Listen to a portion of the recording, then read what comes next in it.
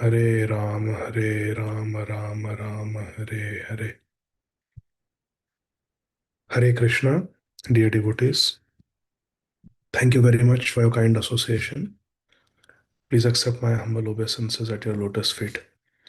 Vancha kalpatarubhyascha kripa sindhubhya eva cha patitanam pavanebhyo vaishnavebhyo namo namah. Ananta koti vaishnav vrinda ki jai. Om ajnanatimirandhasya jnananjana shalakaya चक्षुरुं मिलितं येन तस्मै श्रीगुरवे नमः।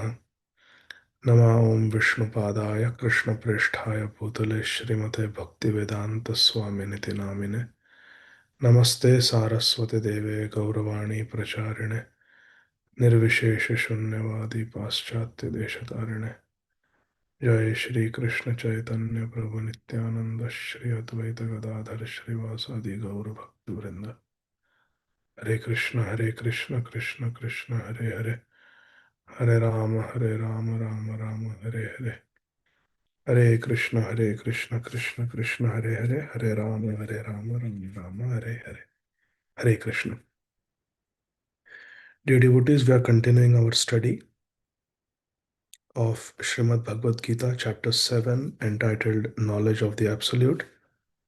And we are going to start from text 20, correct? Text 20. So this is Srimad Bhagavad Gita 7.20. This is page 329. Lord Shri Krishna is telling Arjun, and through Arjun all of us, कामैस्तैस्तैर्हृतज्ञानाः प्रपद्यन्ते अन्यदेवताः तं तं नियमम् आस्थाय प्रकृत्या नियता स्वया. Shri Krishna is saying, Kamaistaistairhita jnana. Jnana means knowledge. Yes, Shampriya Mataji, you want to say something? Hare Krishna, Prabhuji. So, Prabhuji, was it not verse 16 that we were supposed to start from?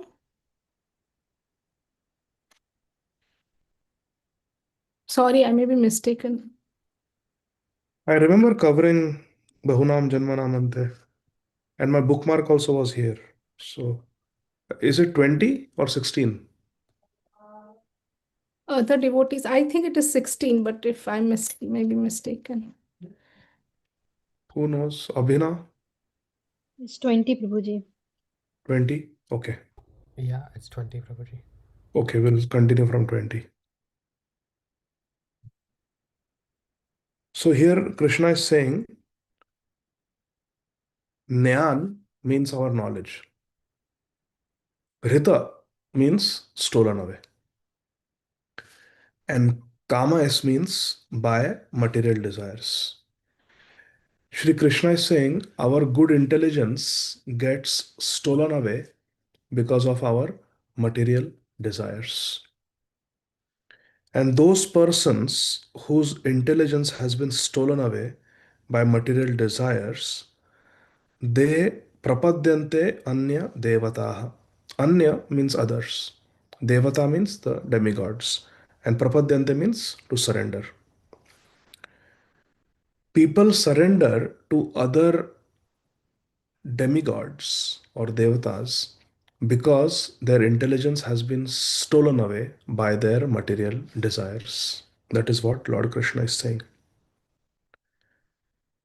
And then what do? Tam tam niyamam asthaya prakritya niyata swaya. And then they follow the different rules and regulations of worshipping that particular demigod according to their own nature. So people, now listen carefully, I'm going to make a statement. I'm going to just rephrase what Sri Krishna is saying. Those whose intelligence has been stolen by their material desires, they go and surrender to other devatas. Can someone reflect on this and explain how this is so? Raise your hand.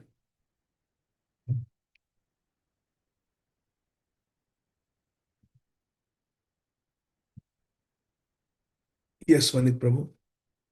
Hare Krishna, Prabhuji. Not sure it's a good example or not. just few days back we heard that Visa Balaji, like to get the visa processing, we go to like Hmm. over there. Yeah, so that is an example of Sakam Bhakti.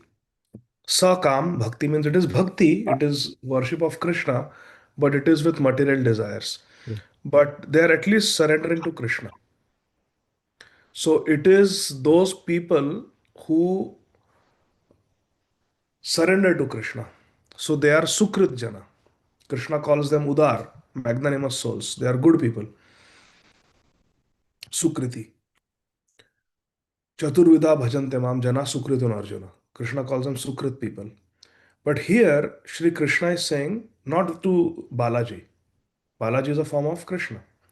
But they surrender to Anya Devata, other devatas. Yes, Sundarangi Radha Mataji, can you reflect on this little bit? Do we see this in the world? Prabhu, one example that is coming from the Shastras is how Hiranyakashipu, though he knows philosophy, though he knows Shastra, because he was blinded by the urge to control everybody, that was his material desire, he took shelter of Lord Brahma to win over Vishnu. So that was the example that is coming. And in the Good. modern, sorry, Prabhu, and the Great. modern day, not exactly a religion, but an extent to which the mind can go. I believe there is a religion that was concocted called Scientology. Again, this is for the purposes of proving that everybody is equal and God doesn't exist. Also comes from that material desire to say like, hey, we can control our own outcomes. So they've concocted a religion called Scientology as well. That is like the modern day example. So these are the two coming to mind, Prabhu. Thank you. Thank you. I didn't know about Scientology, but yeah, if that is their philosophy, then they are concocting their own religion and surrendering to their religion, but it is not Krishna. And then the example of Hiranyakashipu was quite apt. So thank you. So this is what we see in this world. People surrender to other entities, other devatas. That other devata could be a demigod, or that other devata could be some politician, could be some statesman, could be some sports star, could be some wealthy man. So people take shelter of other entities because they have lost their intelligence. A person who is of sane mind will surrender to the ultimate supreme personality of Godhead, and that is Shri Krishna. 21. So, what we learned from verse 20 is why people surrender to other devatas. In the previous discussion, we saw four types of people who surrender to Krishna, four types of people who do not surrender to Krishna. And today we see why people surrender to other entities, devatas, politicians, employer, etc.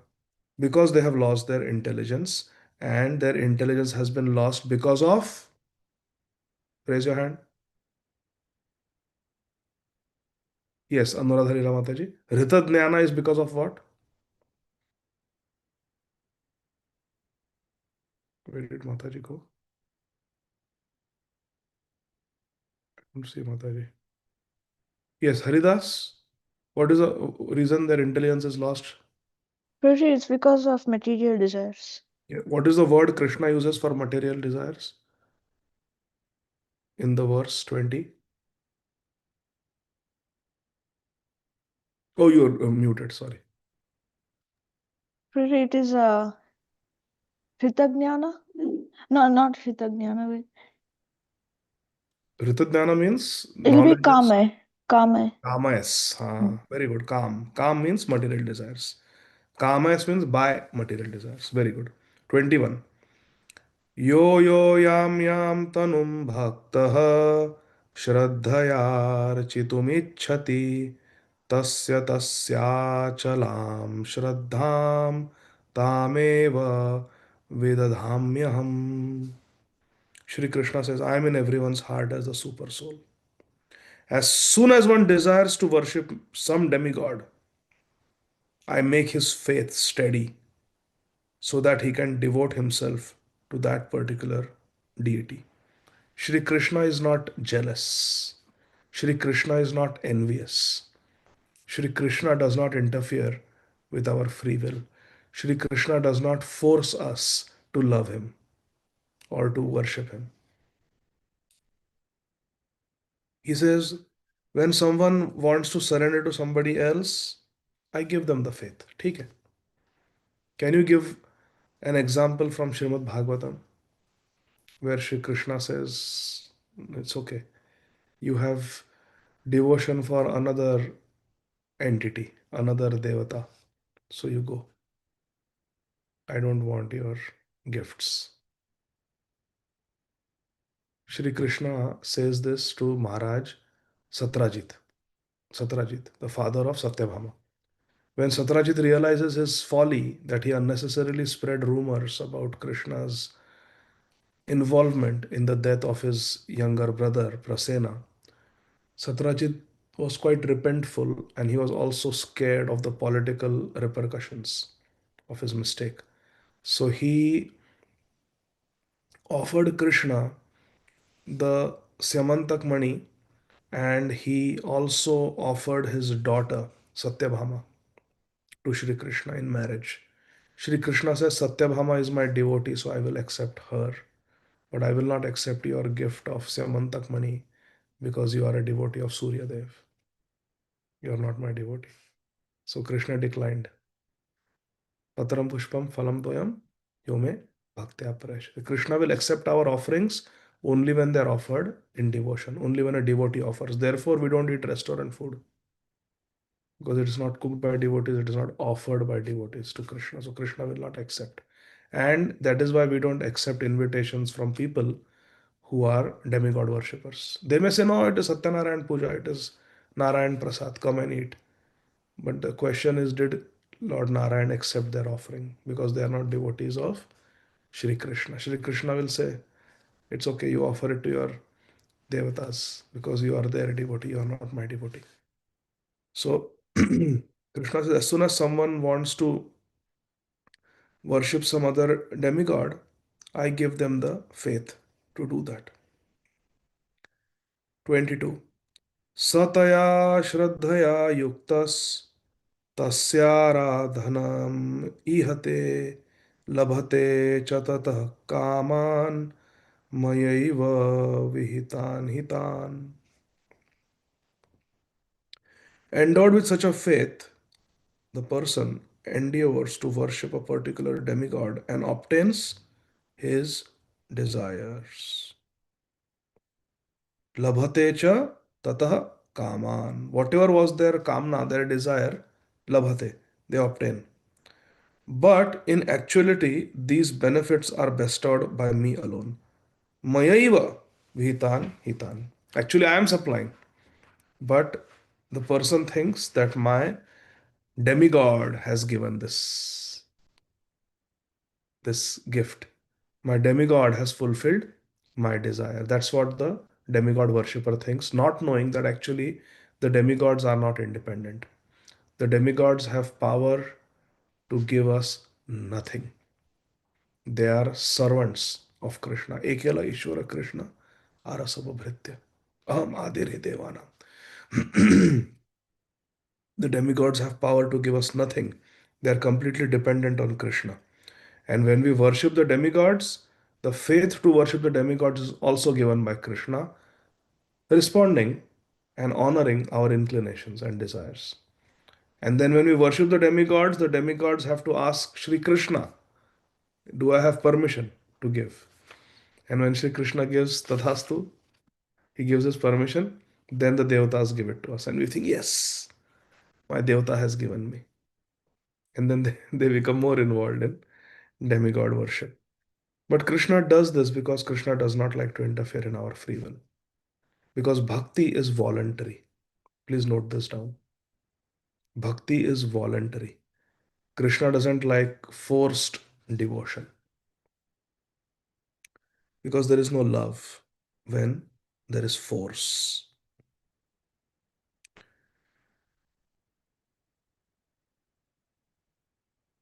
In the purport, Srila Prabhupada says in the last paragraph, for the living entity who desires to return to Godhead, material desires are impediments.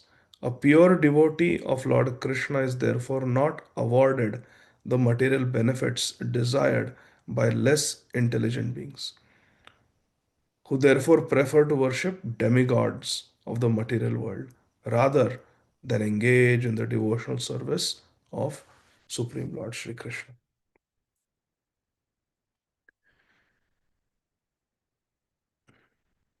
A pure devotee is never encouraged by Krishna on the material path. When we take to devotion and we are initiated, we are connected to a bona fide disciplic succession, and we have material desires, and we pray to Krishna for fulfillment of those material desires, there is no guarantee that Sri Krishna will fulfill them. Because if Sri Krishna sees that this is going to take my devotee away from me, Krishna may not approve it, no matter how much we pray. Hari Bol. I know one person who was infatuated by a girl, and he asked me, if I chant 16 rounds, will Krishna change the heart of this girl? And I said yes. And for 1 year, he chanted 16 rounds and nothing happened. Hare Krishna. 23. Antavattu phalam tesham tadbhavatyalpamedhasam devan devayajo yanti madbhakta yanti mamapi. Shri Krishna says, Antavattu phalam tesham. The fruits given by the demigods are temporary. Is the girlfriend permanent? Even if she becomes a wife, is she going to live happily ever after? Hari Bol. I know one person who was in love with a girl. I'm telling you a true story. And there was another man who was in love with that girl. But the girl loved this devotee, and the devotee loved the girl. So the envious other person in the love triangle, he threw acid on the devotee who loved the girl. Hare Krishna. And he sustained very grievous injuries, underwent many plastic surgeries, cosmetic reconstructive surgeries, and months of wound care and then rehab. And ultimately, he married the girl. And then, with age, the love died. And then they are hardly on talking terms. Hare Krishna. So much for mundane love. So even if we pray to some demigod, Lord Shiva, give me a beautiful wife, or Mother Parvati, give me a handsome man, they can give. But antavattu phalam tesham. All these benedictions, all these gifts are antavat. Antavat means they have an end. They are temporary. Why not ask for a gift that is permanent? Something that is neha bikramana ashwasti. A gift that will never be destroyed. A gift that will be everlasting. Hare Krishna. We have had many boyfriends and girlfriends in the previous lifetimes. We have had many husbands and wives and parents and children and brothers and sisters and grandchildren. I have seen grandparents are very attached to their grandchildren. But we have had many in our previous lifetimes. And now we don't even know where they are. Now we don't even care to know where they are. How many of you have met someone who really cares about figuring out who was the spouse in my previous lifetime? I want to find out because I want to find that person and continue to give love. We don't know and we don't care to know. We are so materially conditioned and so short sighted. Yet, We are willing to waste our life for temporary relationships. In Srimad Bhagavatam, there is the story of Maharaj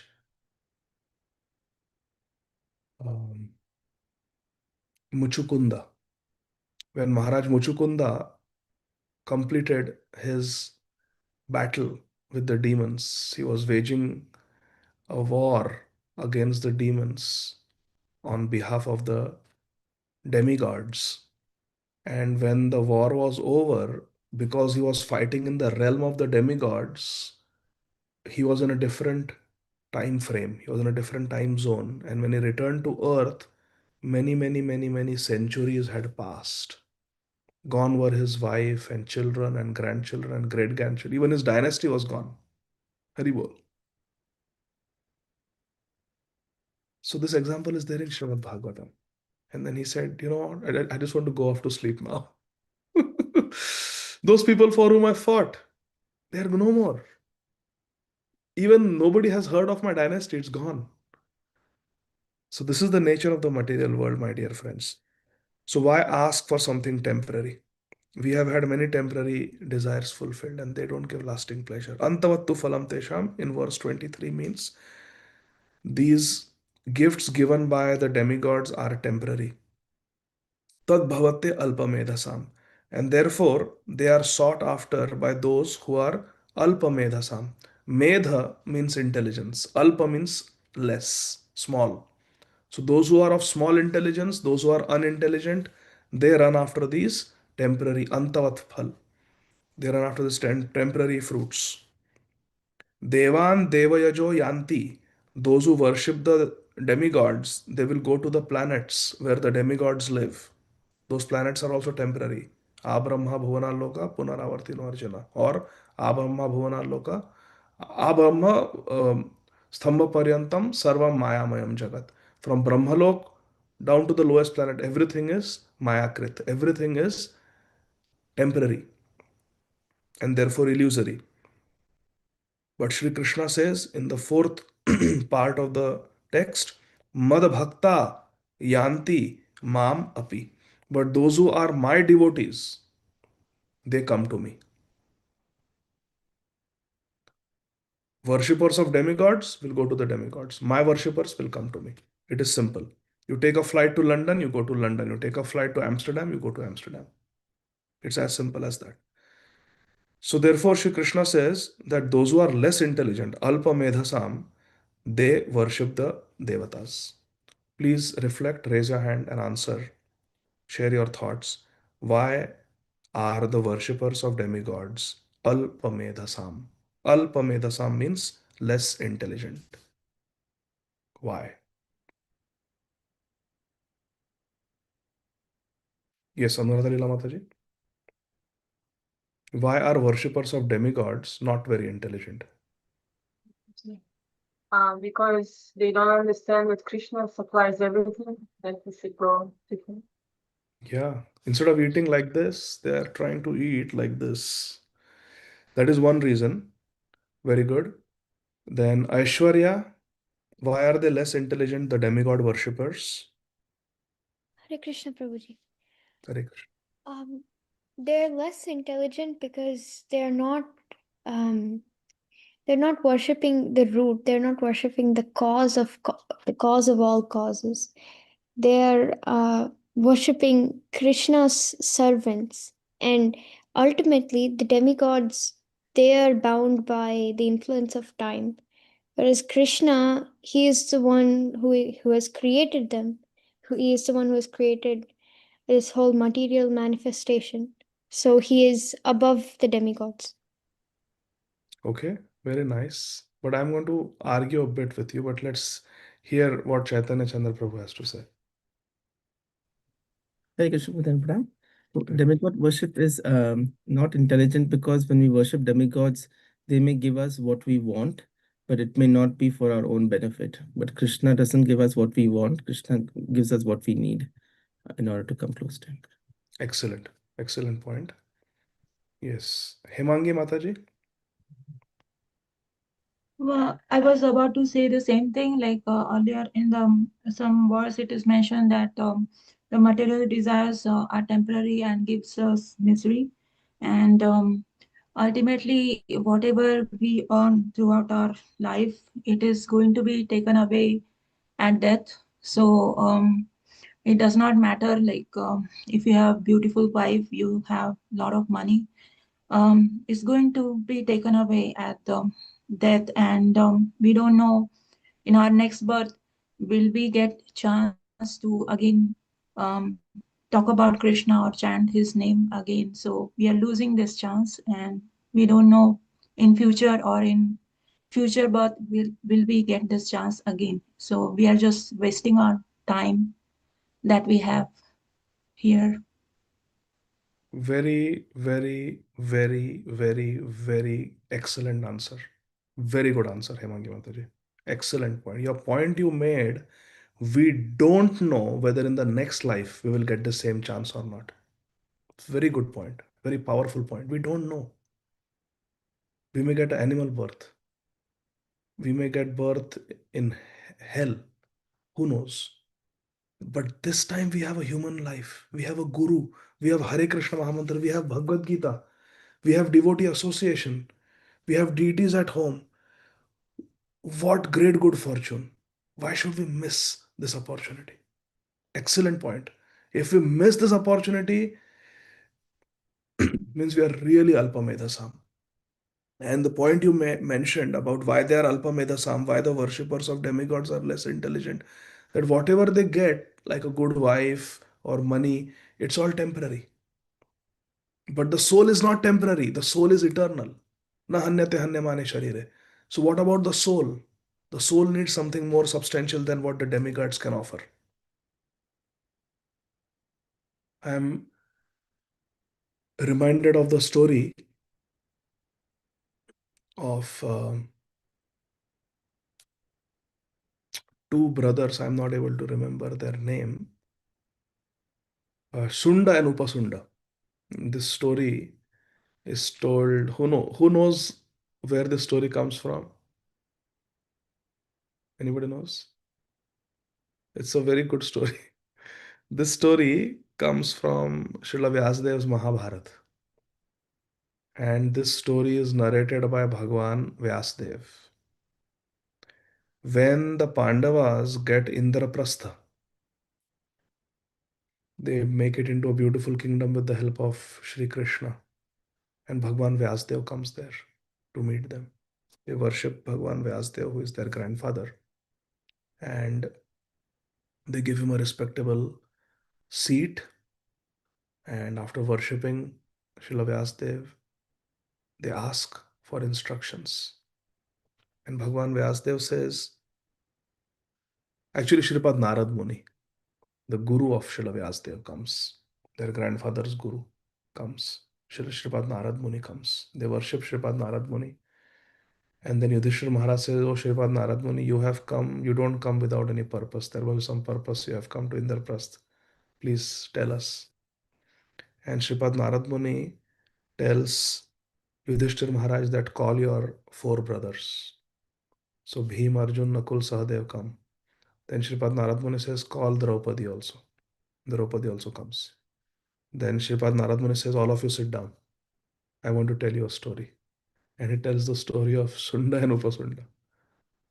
Shripad Narad Muni says, there were two powerful personalities, Shunda and Upashunda. They were brothers. They were very powerful. But they worshipped Lord Brahma to become even more powerful. In fact, they wanted to become immortal. So they long time they worship Lord Brahma. Lord Brahma is forced to give darshan and ask them, what is it that you desire? They say, we want to become immortal. Can you guess what Lord Brahma says? This is Mahabharata. This is Shripad Narad Muni speaking. Lord Brahma says, impossible. I can only give what I have. I am myself not immortal. I am myself mortal. I have a fixed lifespan. After my 100 years elapse, I am going to die. How can I make you immortal? Ask for something else. Now, they were best friends, they were brothers. They loved each other. They quickly discuss with each other and they say, okay, then just give us this benediction that both of us can never die unless and until we kill each other. Now, that was as good as becoming immortal because they said they promised we would never kill each other. Hari bol. Kamaisthaiste hritatnyana prapadyante anya devata. Their intelligence was already stolen because Brahmaji was very happy to give that benediction. Yes, I bless you. You will not die until you kill each other. Only if one of you kills the other, there will be death, otherwise, you will not die. And then they became so powerful, nobody could defeat them. They started conquering the whole world like Hiranyakashipu. Became a headache for everybody. The demigods went to Lord Brahma, please do something. You have made them so powerful. Do something. Brahmaji said, very easy. Brahmaji, with his own potency, created a very beautiful girl. Her name was Tilottama. And she was went to them playing ball. Both of them had eaten mutton meat and they were resting. And they just see this beautiful girl tip, tip, tip, tip, tip, tip, tip, tip, dribbling her ball. And she was exquisitely beautiful. These two brothers saw Tilottama, both ran to her. One held the right hand, another held her left hand. You are mine, you are mine, you are mine. They started pulling. She said, oh, oh, oh, oh, wait, wait, wait, wait, wait. I can only accept one husband. Elder brother said, you are mine. Younger brother said, she is mine. Elder brother said, she is mine. She is like your mother because elder brother's wife. Younger brother said, she is like your daughter. Younger brother's wife. Don't touch, don't look. Tilottama said, both of you are so. And Tilottama was looking at both of them. So whenever she would look at them, both thought that, oh, she loves me. She loves me. She wants me. She's indicating to me. Then Tilottama said, both of you are very handsome and nice, but I will accept only one of you. So whoever wins, whoever is more powerful, whoever is stronger, I will marry them. They fight with each other. They both mortally injure each other and both die. And Tilottama comes to Lord Brahma and says, work is done. The point was, even Brahmaji cannot give immortality because he said, I cannot make you immortal. So everything that any benediction you get, whether it is Shanda Upashunda's benediction, whether it is Hiranyakashipu's benediction, whether it is Ravan Kumbhakarna's benediction, whether it is Jayadratha's benediction from Lord Shiva, whatever benediction we have, it will be temporary and it will go away. Therefore, they are alpamedhasam, less intelligent. 24. Text 24. Sri Krishna gives another important lesson. Avyaktam vyaktimapannam manyante mam abudhayah param bhavam ajananto mamavyayam anuttamam. Unintelligent men, abudhaya. Abudhaya means buddhi means intelligence. Abudhaya means unintelligent people. Unintelligent people who do not know me perfectly think that I, the Supreme Personality of Godhead, Krishna, was impersonal before. Avyaktam means impersonal. I was impersonal. And now this impersonal Brahman has taken the form of Krishna. Avyaktam Vyaktimapannam. That who was unmanifested, Avyakta, has now become Vyakta, has taken a personality. They think like that. But they are Abudhaya. They are less intelligent. Due to their small knowledge, they do not know my higher nature. Param bhavam ajananto. They don't know my supreme personality. Mama avyayam anuttamam. Mama avyayam. I am imperishable. Mama anuttamam. And I am the best. Uttam, anuttam. I am the best. Shri Krishna says. This they don't know. And therefore they think that my form is not the supreme form. They think the supreme is some power, Brahman. That Brahman from time to time, when there is a need, may become Narsimha, may become Ram, may become Krishna for some time and then disappear. But the supreme is Brahman. They do not believe in the eternality of Krishna. They do not believe that Lord Ram is eternal. They believe the supreme absolute truth is Brahma Jyoti, it's the supreme Brahman, light. And when there is a need for some pastime, that supreme Brahman takes the form of Matsya, takes the form of Narsimha, takes the form of Krishna, Ram, like that. But the Supreme is impersonal, unmanifested. That is a nonsense philosophy. Sri Krishna here himself is saying, Abudhaya. These people have no intelligence. They lack intelligence because they are thinking that which was unmanifest, avyakt, has become vyakt, has become manifested. Krishna is vyakt, he is a person, but he was impersonal. No, Krishna is original. Krishna was never created. Krishna is never formed. Krishna is always there. In fact, Brahmano hi pratishtha aham. I am the basis of the Brahman. Then 25. So, what is the important lesson we learn from 24? That it is unintelligent, it is foolish to think that the Supreme is impersonal, avyakta, and from time to time becomes vyaktimapannam, takes a human form or the form of a Vishnu Murti like Varahadev, Narsimhadev, and then disappears. No, each and every form of Sri Krishna is eternal. Each and every form is Sat. Sat means eternal. Chit means full of knowledge. And Ananda means full of bliss. Every form is Sat Chid Ananda. Ishvara Parama Krishna Sat Chit Ananda Vigraha. And this Sat Chit Ananda form, Vigraha, Ramadi Murtishu Kalaniyamanatishtha, Nana Avatara Karad Bhuvaneshu Kintu. That Sachidananda Krishna takes many forms. All those forms are Sachidananda Vigraha. But abudhaya, foolish people do not understand this.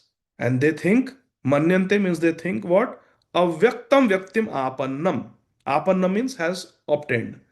That what was unmanifest has become manifest as Krishna now. Wrong. No, it is not like that. Krishna was never unmanifested. Krishna is always having a beautiful form. Sucharu Vaktramandalam Sukarana Ratana Kundalam Sucharchitanga Chandanam Namami Nandanandanam. Shri Krishna always has a beautiful form. 25. Naham Prakasha Sarvasya Yogamaya Samavritah Mudhoyam Nabhijanati Loko Mamajam Avyayam. Text 25, Shri Krishna says, Naham, na aham, prakasha. Prakasha means revealed, sarvasya. I am not revealed to everybody. Shri Krishna is saying. Many times we think, yeah, I'm preaching so much, I'm preaching so much, I'm preaching so much. I was in Cincinnati recently, and one devotee asking that I'm preaching and preaching and preaching to this person, but he's not becoming devotee. Some people may not become devotee, at least in this lifetime. We should not beat our head over it. Some people are just not. Naham Prakasha Sarvasya. Krishna does not reveal himself to everyone. Yoga Maya Samavrita. Samavrita means covered. Krishna is covered by his Yoga Maya. Krishna is covered by his internal potency. And he is not revealed to one and all. Mudhoyam Nabhijananti. Why Krishna doesn't reveal? Because some people are mudha. They are very foolish and they are not fit to be revealed to. Do we reveal our passwords to everybody? No, we don't. But we may reveal our password to someone who we really trust, who is helping us. But those who are foolish, to them, why should Krishna reveal himself? Krishna says, Naham Prakasha Sarvasya. I don't reveal myself to everybody. And therefore, they don't know me as Ajam, unborn, and Avyayam, inexhaustible. They don't know Krishna like that. Because Krishna is covered by his internal potency. He doesn't reveal himself. And then in the purport, Srila Prabhupada reminds us of Ishopanishad Mantra 15. Hiranmayena patrena satyasya pihitam mukham tattvam pushan apavrinu satya dharmaya drishtaye. Bhagwan Vyasdev is praying, Oh my Lord, You are the maintainer of the entire universe, and devotional service to you is the highest religious principle. Therefore, I pray that you will also maintain me. Your transcendental form is covered by Yoga Maya. The Brahma Jyoti is covering of the internal potency. May you kindly remove this glowing effulgence that impedes my seeing your Sat Chid Ananda Vigraha, your eternal form, which is full of bliss and knowledge. So this is very beautiful verse from Shisha Upanishad. So what do we learn from this verse? That Krishna chooses not to reveal himself to the non-devotees. Na aham prakasha sarvasya.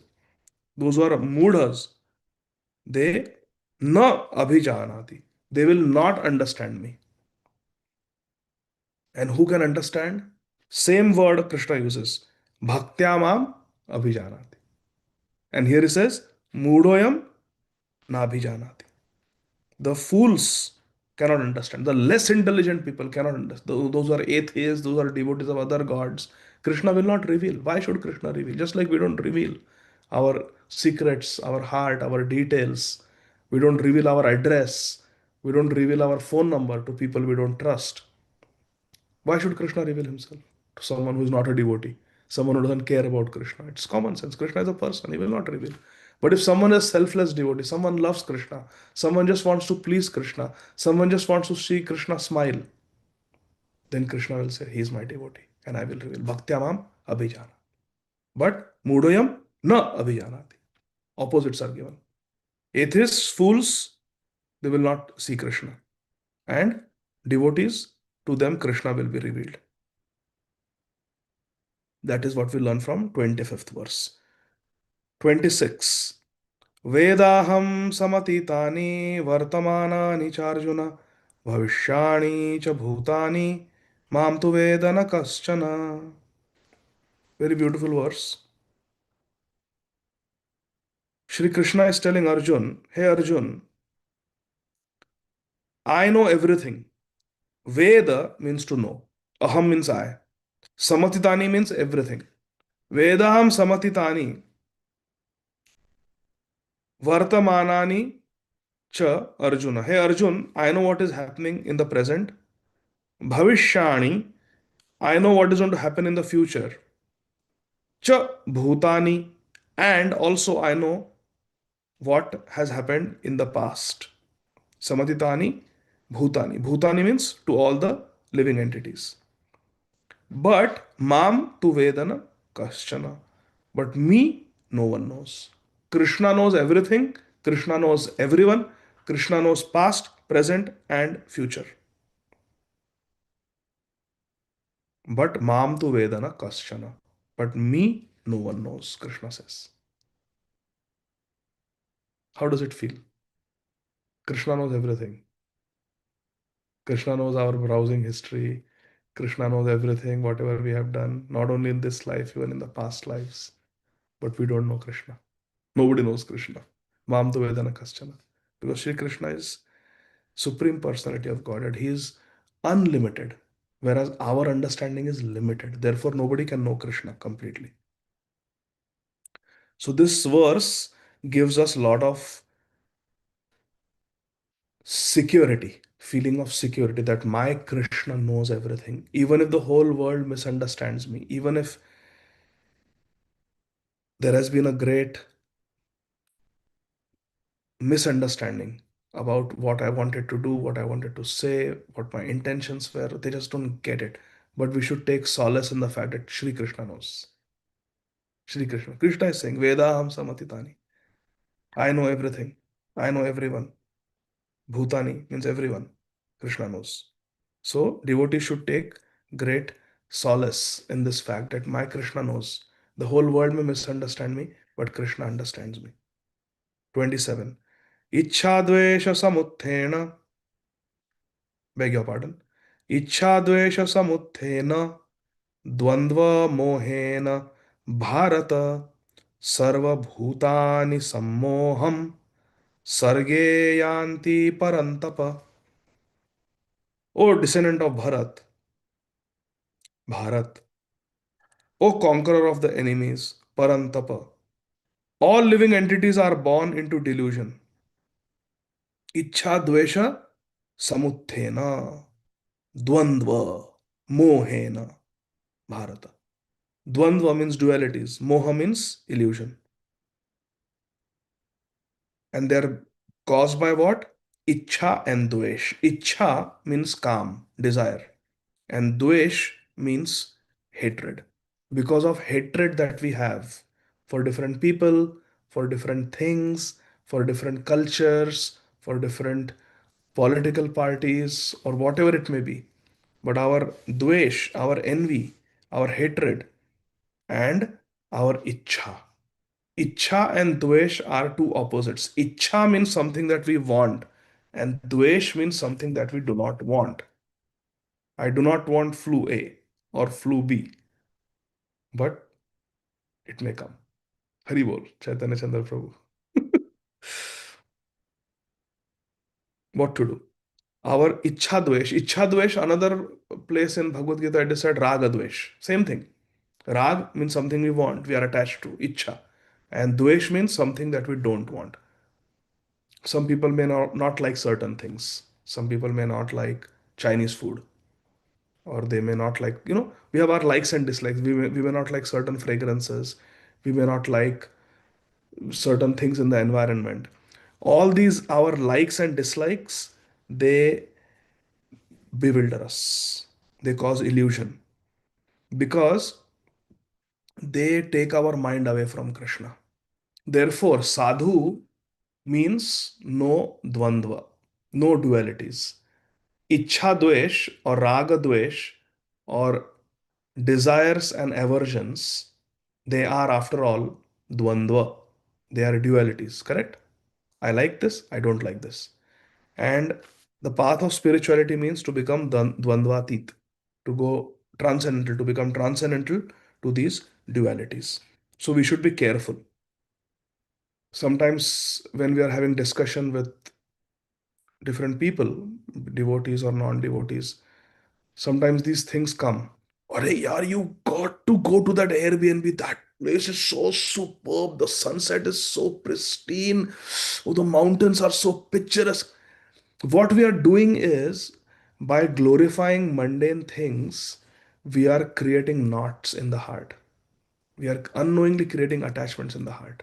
और अरे यार वो किशोर की यादें, वो मुकेश के गाने, क्या मजा आती थी यार. Before coming to ISKCON, we used to hear those Hindi songs. We are just creating attachments in the heart. We are creating knots in the heart unknowingly. So Krishna consciousness means consciously not glorifying these mundane things. They are not worth glorifying. Are they really worth glorifying? क्या movie क्या movie है वो क्या ये. We should not speak like this because we are planting unnecessary material desires in the hearts of the listeners. So this type of talk is violence. Hare Krishna.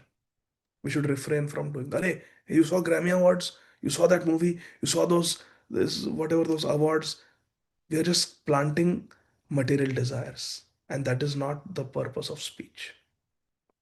How does it violate the principles of speech that Sri Krishna tells in the 17th chapter? You will get super brownie points with raisins and walnuts. Another law that you can put, na? Raisins and walnuts. You are expert at baking, I am not. Hare Krishna. I don't even know the difference between brownie and a cake. Advait Chandra Prabhu.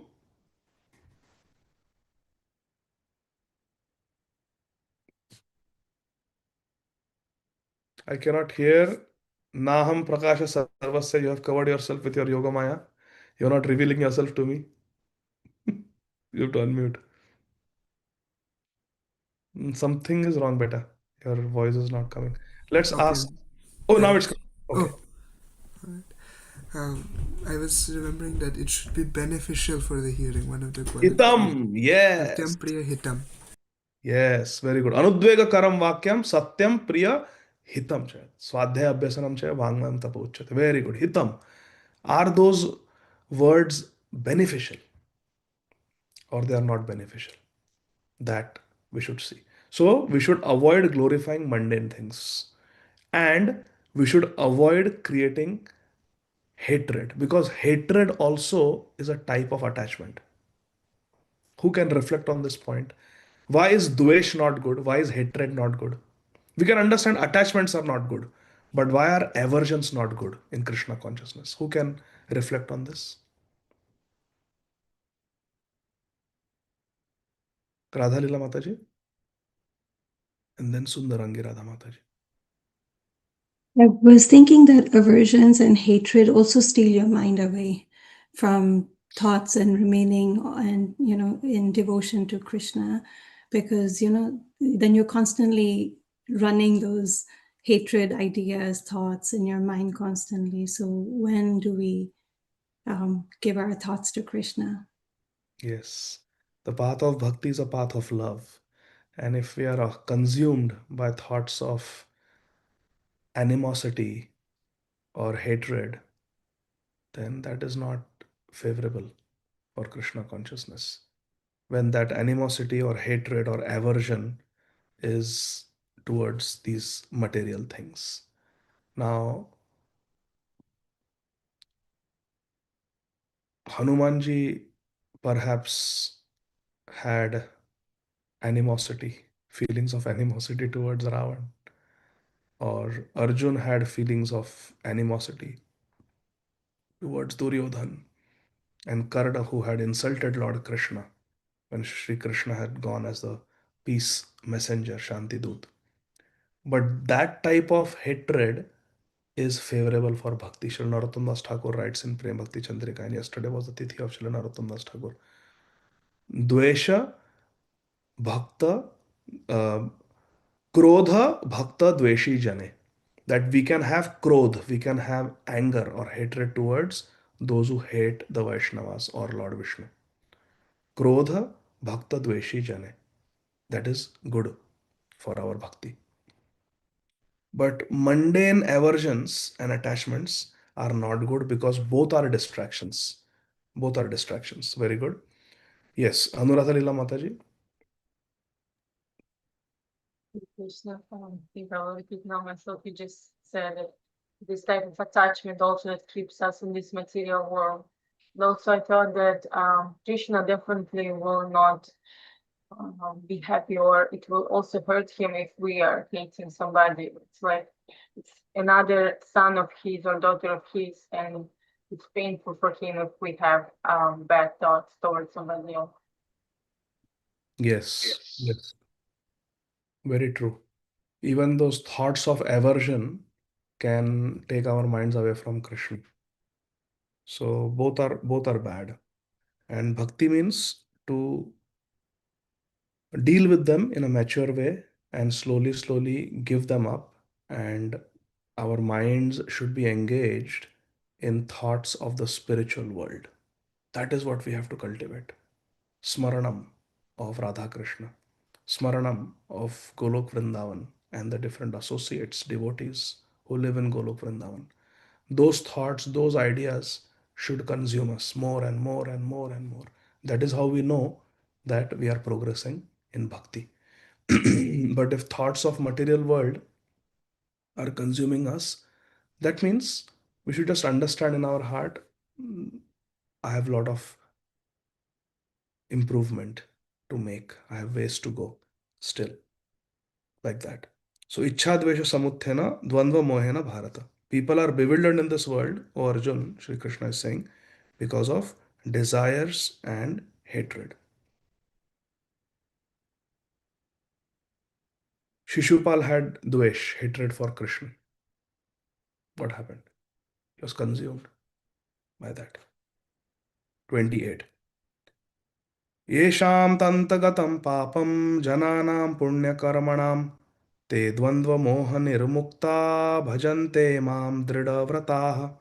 Now in verse 27, Shri Krishna says that Ichha and Dvesh, desires and aversions, they cause duality and illusion for the soul, and the soul is bewildered. Here in 28, Shri Krishna gives us the formula how we can become free from dvandva and moha. Te dvandva moha nirmukta. Te means they. Dvandva moha nirmukta means they become free from dualities and illusion. So this is a very important verse. Let's read it carefully. Shri Krishna says, persons who have acted piously, jananam punya karmanam. Karma means activity, punya means pious, janana means people. People who have engaged themselves in punya karma, in pious activities, and antagatam papam, and they have stopped committing sinful activities, they become free from dualities and illusion. Te dvandva moha nirmukta. And what do they do? They engage themselves in my service with determination. Bhajante mam means they serve me. They engage in my bhakti. Bhajante mam drida vrataha. Drida vrat means with conviction, with determination, with steadiness. Now, very important points. Let's, we are almost done, but let's focus on this verse before we end. 28. Yeshamt antagatam papam. First thing is that we have to stop committing sinful activities. Second is jananam punya karmanam, and we have to engage in punya karma, in pious activities, spiritually pious activities. What is that verse in Bhagavad Gita? नष्टप्रायेषु अभद्रेषु नित्यं भागवत सेवया भगवत्युत्तम श्लोके भक्तिर्भवति नैष्ठिकी शृण्वतां स्वकथा कृष्ण पुण्य श्रवण कीर्तनम हृदंतस्थो हि अभद्राणि विधुनोति सुहृद सताम पुण्य कर्मणाम. So spiritually pious activities have to be done, like hearing Srimad Bhagavatam, chanting Hare Krishna, engaging in devotional service, serving the devotees, Vaishnava Seva, Harinam Sankirtan. These are the spiritual activities that we have to engage in. Bhajante mam drida. We will be able to do this with determination when we become free from the dualities and illusion. Dvandva moha nirmukta. Nirmukta means free from them. And that will happen when we stop committing pap and we engage in positive activities. Giving up negative activity and engaging in positive activities. So there are different levels of devotees. Please pay attention. This is the last part of the discussion. The first sadhak, and this, let us all do this exercise right now. Everybody ready? Okay, let's analyze our life. There are different levels of spiritualists. The first level is we engage more time in spiritually harmful activities than in spiritually helpful activities. If we analyze our 24 hours a day, most of our day is spent in non-Krishna conscious activities. So there are 4 types of activities. Please note this down. There are anti-devotional activities, activities that are harmful for our bhakti, like gossiping, overeating, eating non-prasad, breaking the regulative principles, watching movies. These are harmful for Krishna consciousness. These are anti-devotional activities. Then there are activities which are not devotional. They may not necessarily be harmful, but they are not devotional either. For example, we're just looking at which cars are on discount or which cars are in the market, just researching, or for short while looking at the news may not really be harmful, just to get awareness of what's happening in the world, the current events, just spending 5-10 minutes looking at the headlines, important headlines. It may not really be harmful, but it is not devotional also. Or activities that we may have to do in terms of our work. So they are not devotional activities. They are not anti-devotional, but they are not devotional activities.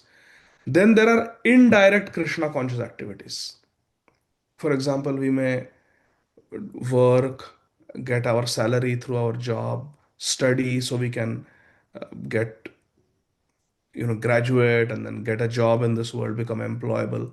We go through school, college. So these studies, they are indirect Krishna conscious activities because by studying the degree diploma we get, the job we get, we will use it to support a Krishna conscious householder life, grahastha ashram, and we will buy groceries for Krishna's service to cook for Krishna, we'll buy fruits, flowers for Krishna, etc. So our studies, our 9 to 5 job, they are indirect Krishna conscious activities. For example, someone will be working as a pharmacist in a CVS pharmacy. It's not a directly Krishna conscious activity. It's not Shravanam, Kirtanam, Vishnu. But yes, if that person is a Sadgrahastha, a genuine devotee householder, then that money that comes from the job is used in the service of Krishna. And the fourth is directly Krishna conscious activities. That is reading Bhagavad Gita, hearing Bhagavad Gita, discussing with devotees, chanting our minimum 16 rounds every day, doing deity worship, offering bhoga to Krishna, doing Vaishnava Seva. These are directly Krishna conscious activities. So there are four types of activities. There are anti-devotional activities, there are non-devotional activities, there are secondary devotional activities, and there are primary devotional activities. First category of devotee is that devotee whose most of the day is consumed in anti-devotional and non-devotional activities. You understanding? Most of the day out of 24 hours, majority is not, for example, sleeping at night is a non-devotional activity. It's not anti-devotional, it's non-devotional. So if you see the 24 hours, majority time goes in non-devotional, anti-devotional activities. They are not even following the four regulative principles strictly. But they may be chanting 16 rounds. Hare Krishna. 2 hours they may sit and chant 16 rounds every single day, but they don't necessarily follow four regulative principles properly. Occasionally they may eat something that is not supposed to be eaten. They may basically break the regulative principles in different ways. That is a one category. Then the next category is if we analyze ourselves, it's 50-50. 50% of our time is chanting and indirect Krishna activities, and 50% of time is non-devotional and anti-devotional activities. Then we reach a stage where most of our time in the day, majority time in the day, is spent in the devotional activity or indirect devotional activity. This is the stage when we start feeling happy in Krishna consciousness. This is the stage when taste comes. When majority of the day is spent in devotional activities or indirect devotional activities. And very less time is spent in non-devotional activity and no time in anti-devotional activity. That we have to analyze ourselves. Then a time comes when the non-devotional activities become minuscule. Anti-devotional out of question. Even the non-devotional activities become minuscule. And now most of the day is really in high quality devotional activity. And even the indirect devotional activities become less. For example, a person may have taken vanaprastha. Now the 9 to 5 job is gone. Now majority time is chanting, preaching, this, that, like that. So this is how we have to progress, my dear friends. Right now, we may be in the first category where majority of the day is spent in non-devotional, anti-devotional activities. But we have to really take charge of our schedule and see how we can cut them down. First aim should be to give up the non-devotional activities. So like that, we have to step by step progress, my dear friends. That is the meaning of bhajante mam dridhavrata, to serve Krishna with steadiness and determination. That comes, but we have to keep going. The process is chanting, hearing, serving the devotees. In the purport, Prabhupada quotes, Mahat Sevam Dwaram Ahur Vimukte. By serving the great souls, we open the gate to the spiritual world. So service to great souls is very important. So I will stop here, dear devotees. We will continue from text 29 day after tomorrow. Shrimad Bhagavad Gita ki jai. Srila Prabhupada ki jai. So let's analyze our life and try to make our life more and more Krishna conscious. Okay? And whatever activities we do, we should categorize which categories out of the 4 categories. Okay? Thank you. Hare Krishna. So I don't see any raised hands, no questions. So then we'll end it now here. Sundarangiratha Mataji, yes. Hare Krishna, Prabhuji, Dandavat Pranam. Prabhuji, I have a question. It's very clearly mentioned that whose intelligence is stolen is are the ones who approach the demigods, and it is also very clearly mentioned like how this is temporary and how this is leading to bad judgment. Now this information is all public. The knowledge is not hidden, and oftentimes we hear it too, and like I honestly also slip down sometimes. But why doesn't this message get to people, like in spite of this being publicly available? What prevents people from accepting this philosophy? Several things are there. One is lack of faith. Lack of faith. Everything we are hearing in Bhagavad Gita, it was heard by Duryodhana also. Right there, directly from Sri Krishna's lotus mouth. But it did not have the desired effect. So lack of faith is a big factor. And Ādau Shraddha Tatha Sadhu Sangata Bhajan Kriya. Srila Rupa Goswami explains in Bhakti Rasamrita Sindhu.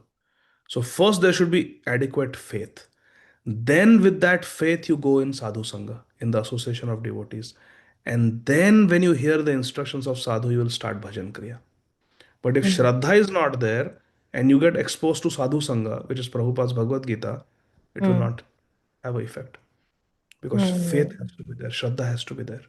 And Srila Bhaktivinoda Thakur explains in Jaiva Dharma, Division 1, how Shraddha comes. Shraddha comes from Sukriti. When we perform spiritual pious activities, he says Bhakti Poshak Sukriti leads to Shraddha. And Bhakti Poshak Sukriti oftentimes is Agyat Sukriti, but spiritually pious activities. If we give charity to people who are hungry or homeless, that is pious activity. But when we give them Krishna Prasad, it becomes a spiritually pious activity. So Srila Bhaktivinoda Thakur gives many examples. Someone just watching the Rath Yatra. The Rath is going on the road and you just happen to be a shopkeeper just looking at the Rath Yatra. And just by seeing Lord Jagannath, you accrued some Bhakti Poshak Sukriti, some spiritual pious credits.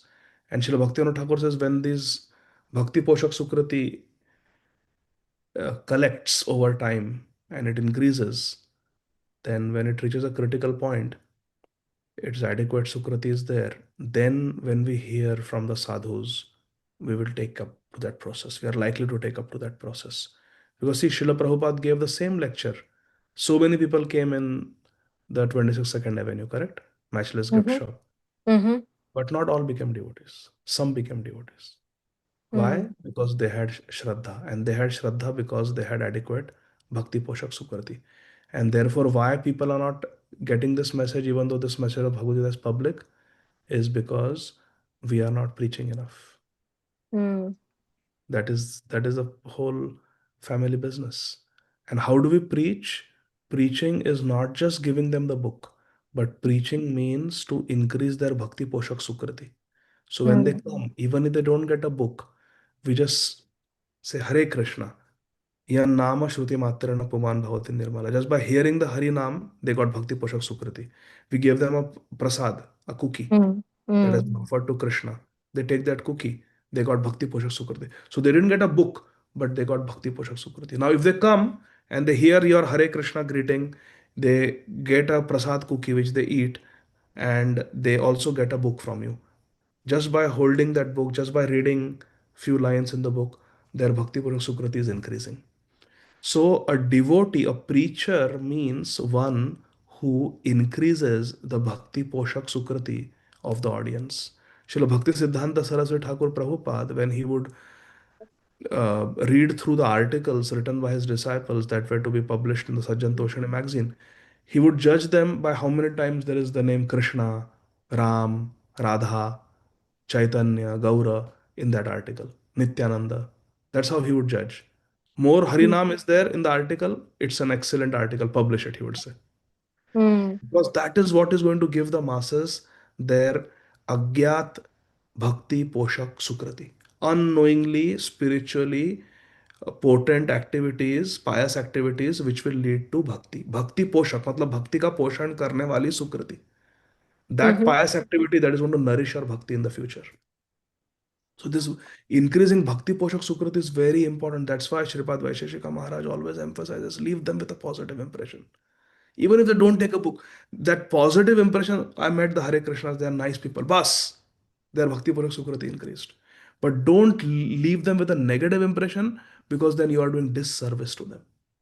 Because if Mm. they criticize devotees because of your bad behavior, then they are getting negative. They are getting bhakti dushkriti. They're getting Mm. dushkriti, not bhakti poshak sukriti. So uh, why push them to the limit and make them commit Vaishnava Prad or just Jiva Prad for that matter, even if they don't know that we are Vaishnava or we may not be really Vaishnava, but still, why even get them to commit Jiva Prad? So this is Mm. this is a very subtle thing, and we have to be very cautious. When Srila Bhakti Tirtha Swami Maharaj, he was previously initiated by a Hatha Yoga guru, Mm-hmm. and then he was asking very spiritual questions, very deep questions. Why we are here and what is the purpose of this Hatha Yoga? If ultimately it is to know Krishna, then why we know God, then why we are not directly worshipping God? Finally, this Hatha Yoga teacher who was from India, he told Bhakti Tirth Maharaj that your questions are very deep. You should go to the founder Acharya of the Hare Krishnas, His Divine Grace, Srila A.C. Bhaktivedanta Swami Prabhupada. He is your guru because he is Jagat Guru. So Srila Bhaktivedanta Maharaj joined the Brooklyn temple. He met Srila Prabhupada. He got initiated. He got the name John Favors became Ghanshyam Das. And then one day he happened to meet his old guru, the Hatha Yoga guru. Mm. And Bhaktivedanta Maharaj had some questions. So he started asking questions to his previous guru. Mm. And his previous guru told him, you cannot get me to commit Vaishnava Aparadh. Why are Mm. you getting me to commit Vaishnava Aparadh? You cannot, I am not going to let you make me commit Vaishnava Aparadh. You have a guru. You should ask questions to your guru. Why are you coming to me and asking me? If I give you spiritual knowledge or I instruct you when you already have accepted Srila Prabhupada as your guru on my recommendation, then I am stepping on Srila Prabhupada's toes and he's a Mahabhagvat, he's Jagat Guru. You cannot get me to do that, he said. Go and never come back to me, he said. I am not a devotee, I am just a Hatha yogi. I do all this mystic yoga. But seeing your sincerity, I sent you there. And now you are initiated in the Vaishnava Sampradaya. Now don't come to me. Because if I instructed it. So these things, Dushkriti and Sukriti, spiritually pious activities and spiritually impious, spiritually sinful activities, they are very subtle. So, as devotees, we should carry ourselves in the way that we get people to accrue some Bhakti Poshak Sukriti. And when they reach a critical point, and then they read that same book of Srila Prabhupada's, or they hear, Hota na, you must have seen people, they have a book for Mm-hmm. many years, nothing happens. And then one day Mm-hmm. suddenly they become devotee. What happened? Because in that Mm. interim, their Bhakti Poshak Sukriti matured. So I give the example of buying a house. You want to buy a house, you want to close on the deal, then you have to bring a certain amount of money for the closing. You have Mm. to make certain down payment. It may be 20% down payment, 30%, 40% down payment. But you have to have, then the bank will approve your mortgage. Otherwise, they will not approve. Mm-hmm. For us to become devotees and close the deal with the sampradaya and with Krishna, we have to have certain amount of down payment of Bhakti Poshak Sukriti. And ISKCON devotee means who will increase the Bhakti Poshak Sukriti of the population of the world by doing Harinam Sankirtan. So people hear, by distributing Krishna Prasad, by distributing books, by being positive examples. Hari Bol. Thank you so Bhakti is so much, Prabhu. powerful, Mataji. Shastra says, Garga Samhita says that when you wear a tilak and Mhm. someone just sees the tilak, just by seeing a Urdhva Pundra Vaishnava tilak, they get Bhakti Poshak Sukriti. It is so subtle. Just by seeing a Kanthimala, they get Bhakti Poshak Sukriti. It is mentioned because it's Tulsi. They may not know what that necklace, or they may just say, ooh, Asha Mataji, nice necklace. Bas. They just glorified Tulsi Maharani. That was their Bhakti Poshak Sukriti. Bhakti is so powerful. So powerful. So, therefore, devotees are the real blessing on this planet. When they walk, Srila Vrindavan Das Thakur says in Harinam Sankirtan, when devotees raise their hands and they jump up and down in Kirtan, Hare Krishna, Hare Krishna. By putting their hands up, Srila Vrindavan Das Thakur says they are delivering the upper planets. By chanting Harinam, they are delivering earth. And when their feet push down on earth, they are delivering the lower planets. They are distributing Sukrati everywhere. So, there is a lot of Bhakti Poshak Sukriti distribution to be done. So why people are not taking? Partly we are to blame because we are not preaching Mm. enough. So let's go out on Yeah. Sankirtan. Hari Bol. Thank you so much, Prabhu. And I have one more question, if it's okay. Okay, Mataji. Thank you so much, Prabhu. Prabhuji, one clarification. It's more a clarification rather than a question. How do we understand when Lord Ram himself was worshipping Mahadev and he was installing the deities near Rameshwaram? Like I was just somehow that pastime was coming in the mind in the connection of the demigod worship. Then Lord Ram himself is exemplifying his devotee. Like, how do we see this? And if somebody is asking this from the perspective of questioning our faith, how do we respond? If I am asked this question, I will simply say that Lord Shiva is not an ordinary demigod. Yeah. Shiva is Bhagwan. And he is a very special form of Bhagwan. And if someone wants to worship Lord Shiva, let them worship. Because Lord Shiva is a special manifestation of Sri Krishna. And only thing is, they should not look down upon Lord Ram. They Makes should, sense. like some Shaivites do, they are anti Vishnu. Then, when Lord Nityananda Prabhu went to Shivakanchi and Shivakanchi and Vishnu Kanchi, two places in South India, they were fighting. The Shaivites and the Vaishnavas were fighting and arguing. And Sri Nityananda Prabhu, he simply laughed at them and walked away. Both are fools. The Vaishnavas who are criticizing Shaivites fighting with them are fools, and Shaivites who are criticizing Vaishnavas and fighting with them, they are also fools. Both are fools. Nityananda laughed and left that place because both are Krishna's forms. Vishnu also and Lord Shiva also. First of all, Lord Shiva is a Guna avatar. So he's not an ordinary demigod. So there's nothing wrong in Lord Ramachandra worshipping Lord Shiva from various angles of vision. One is because Lord Shiva is worshipable. He is Maheshwar. He is Mahadev. So he ought to be worshipped. Kshatriyas wage wars and therefore worshipping Durga Devi and Lord Shiva, that is in their culture. Shivaji Maharaj also, he was a Param Vaishnava and he was initiated in the Vaishnava Sampradaya. And yet he worshipped Tulsa Bhavani. He worshipped, his war cry was Har Har Mahadev. Right? So Kshatriyas like Lord Ramachandra, in their, even Arjun so many times says Yes. that I swear by Mahadev. So, like that. So the Kshatriyas, they worship Lord Shiva because it is in their Kshatriya dharma, number one. Number two, Lord Ramachandra specifically worshipping Lord Shiva.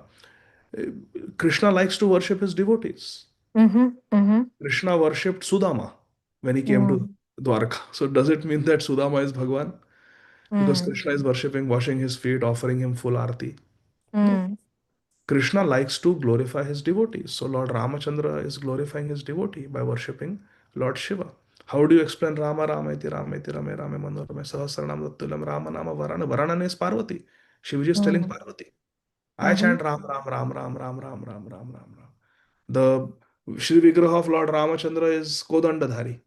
And the Shri Vigraha of Lord Shiva is Maladhari. He's chanting. Lord Ramachandra is not, occasionally Lord Ramachandra will worship Shivaji because he likes to worship his devotee. But Lord Shiva is always worshipping Lord Ramachandra. Uma kahu main anubhav apna sat hari bhajan jagat sab satma. These are the words of Lord Shiva. Everything is illusion. Only Hari bhajan is the truth. Uma kahu main anubhav apna. I am telling my realized knowledge. Sat hari bhajan jagat sab satma. These are the words of Lord Shiva. So, to me, if someone asks this question in a challenging way to question my faith, I am not going to get into an argument because tarko pratishta shuddha vibhinna. If I quote, they will also quote because there are scriptural references both ways. So they will quote from Shiv Puran, I will quote from Bhagavad Mahapuran. How Lord Shiva comes and glorifies Lord Narasimhadev in the 7th canto when Lord Narasimhadev appears. How Lord Shiva gives the prayers to the prachetas, which are prayers of glorification of Lord Vishnu. So I can give hundreds of references from Srimad Bhagavatam itself. Story of Bhasmasur from the 10th canto. So there are many Bhrigu Muni story in the 10th canto. Again, how he goes to find out who is the principal deity among the 3 deities. So I can give hundreds of references from Srimad Bhagavatam. Vaishnavanam Atha Shambhu. What will they say? That it never says Shaivanam Ramchandra, but Vaishnavanam Atha Shambhu. So I can give hundreds of references from Srimad Bhagavatam, but they will also give reference from other scriptures. So those scriptures are not of the same caliber as Srimad Bhagavatam. Srimad Bhagavatam Pramanam Amalam. But they will listen. They will go to Shiv Puran and they will stick to their guns. And it is not worth fighting with them. So I would just say that you are worshipping Lord Shiva. That's very good. Shivaji is Bhagwan. Please worship him. No Yeah, problem. I was particularly faced in this situation, Prabhu, where there were references being quoted from Shiva Purana as well. I took a very folding position at that point of time, but in general, I'm trying to understand, like if confronted like that, like how do we respond? And I got my answer, Prabhu. Thank you so much. Hare Krishna. Yeah, we have to pick our battles, and this is not a battle I would pick. Yeah. Chhod do. Thank you, Prabhu. Yeah. Hare Krishna. Hare Krishna. So thank you. So dear devotees, we'll stop here. It's rather late. It's 9:26. So we'll stop here. Keshav Madhav Prabhu, please accept my embrace on Zoom. I'm already missing you very much. Hare Krishna. So thank you, dear devotees. We'll stop here. Srila Prabhupada ki Jai. Nitai Gaur Hari Bol. Jai Jai Shri Radhe Shyam. Thank you, Krishna, Prabhu.